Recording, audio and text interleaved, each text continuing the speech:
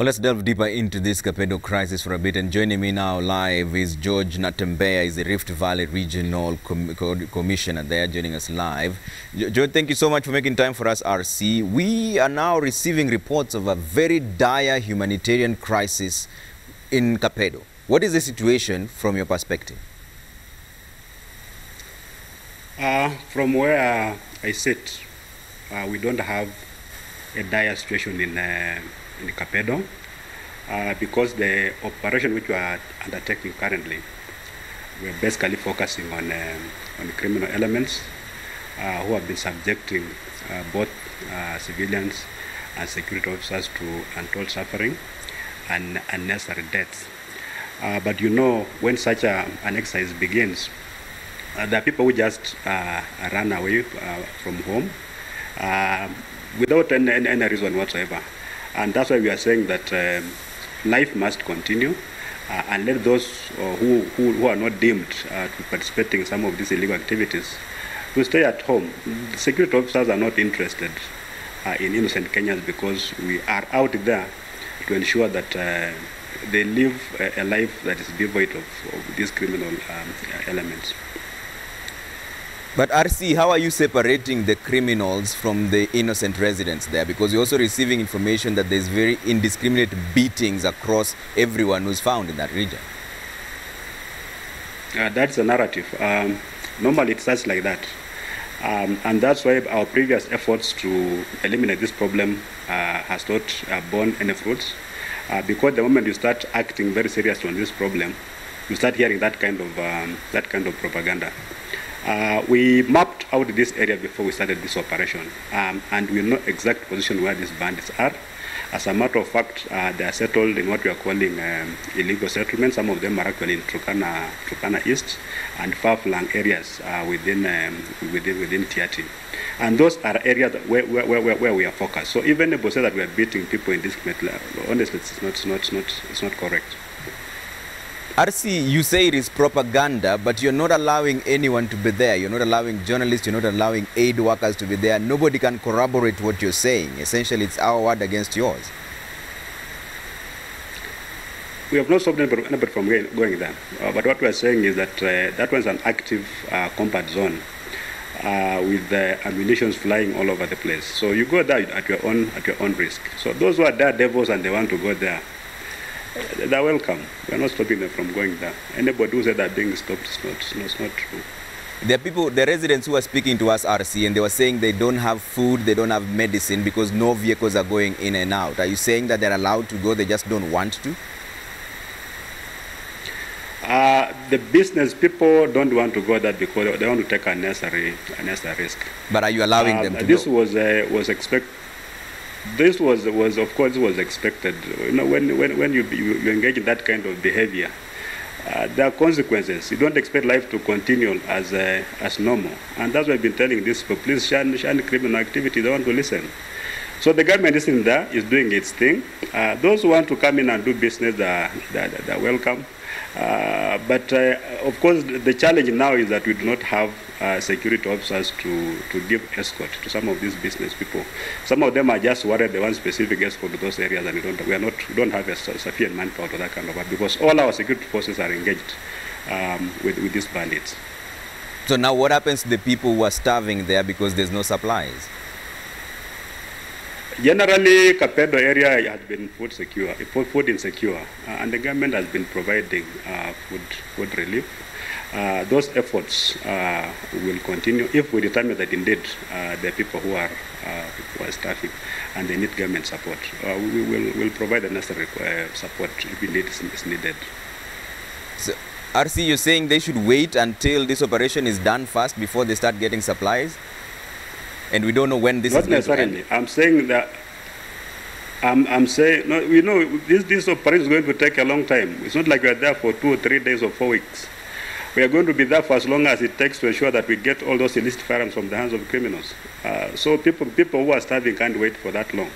I'm saying that if we identify this need for government to provide some sort of relief, then we'll do that. RC, to what length are you willing to go to ensure that the bandits are eliminated? We are going to all the length. Actually, we are not sparing any effort. Because previous efforts to rid that area of these criminal elements has been frustrated by what I'm calling political interference and a kind of propaganda. So now you have people saying that you've done this previously, it hasn't worked. We have never done it before. Actually, the only serious kind of intervention we made was in 1984, when there was a serious operation in West Pokot. But for East Pokot, that area of Tiati, we've never done any serious operation there, in spite of the fact that those guys have killed 21 officers in 2014. In this current situation, they have killed 4 officers who are not even in active combat. And because the government has not been able to intervene at the level that is required, it has created a certain amount of impunity, to the extent that some people believe that they will take on government and actually fight the government and defeat government.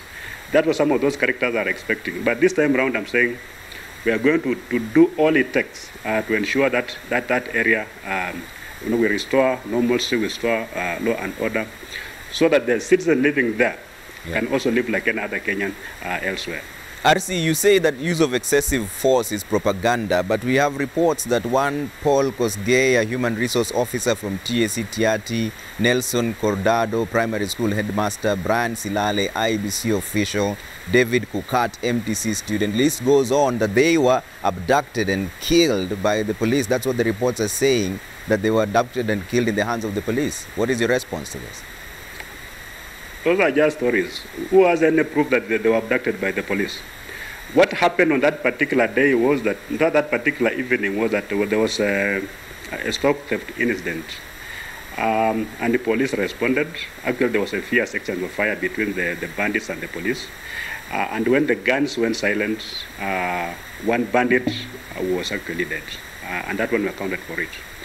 But the following morning, there were other 6 people who were dead, and they were in that vicinity. And we began getting stories that you are talking about. But there are people who take advantage of this kind of situation to settle their own scores, and that's why the CID is trying to investigate the circumstances under which these 6 people died. These people died over 45 kilometers away from where the actual action was. We were carrying out on that particular day, we were in Kapedo. These people died in Chemolingot, which is almost 50 kilometers away. It had nothing to do with the operation at all. Yeah. You said earlier on that you know where the bandits are. Have you identified them, and are you sure that in the place where they are, there's no innocent villager? We know where the bandits are, and that's where we are focusing on those areas. Of course, some of them are running away. We've got information that they're going to West Pokot and may even run away into Uganda. But the luck will run out soon, because even those areas will put our officers on high alert. Even areas of Samburu and Elgeyo Marakwet, we've gotten reports some of them are running towards those areas. We've sealed all those escape routes because we want to have a very serious discussion with these bandits within Baringo. They've been roaming around and killing people. Why are they now coiling their tails and running? Let them wait for us. We will sit down and talk, so that they can get the message once and for all that killing civilians and killing security officers is not an option that they have. So we are going there. We are there now to protect the lives of the people. We cannot behave like the bandits by again killing people and intimidating citizens. That's not our business there, and we will not do it. And from what you've observed, finally, RC, the region Kapedo has always had clashes, these perennial clashes, and force has always been the first way of responding. Have you considered a different approach? Maybe even find out what the issue really is. Do we even know what the real problem is? What is the problem from where you stand? The problem, we know what the problem is. That's number one. Number two, force has never been our first option. I've spent almost now 1.5 years in the Rift Valley as the regional commissioner, and we've held peace meetings there. The last peace meeting we had actually all the governors in the region, including Nandi and Uasin Gishu, attended that meeting, including all the senators, members of parliament, and we agreed on certain things to do. But the following day, these people were on the issue business and sabotaging all efforts to have peace there. Because the problem in that area is that we have one community that has got expansionist tendencies. That they have moved into Turkana, which is not a bad thing, or because they are pastoralists. But the agenda is when they move into Turkana, they want to displace the Turkanas and chase them. So what's happening now is that the only place where you have got Turkana settlements is in Kapedo. Okay. They have occupied the entire area, almost up to Lokori, which is the district headquarters for Turkana East. So the agenda is, the moment they clear the Turkanas from Kapedo, they'll have that entire stretch all the way from Baringo into Lokori. And that is basically the agenda, because even after that meeting, these people were even accusing their own leaders. Why do you want to bring peace? And we just have 1 month left to remove Turkanas from here. So the objective that we have, we've said it, we want to have of all illicit firearms taken from the hands of criminals. We want the perpetrators of crime, because they are known, we want to have them arrested. Number 3, we want all the stolen livestock over the years, because it's still in that area, we want it recovered. And of course, we want to destroy all the illegal settlements that have been acting as hideouts for criminals and illicit firearms. All right. Thanks for speaking to us this evening, George Natembeya, Rift Valley Regional Commissioner, on the situation in Kapedo there. He says they will stop at nothing to ensure that there is peace and tranquility in that region. Let's talk about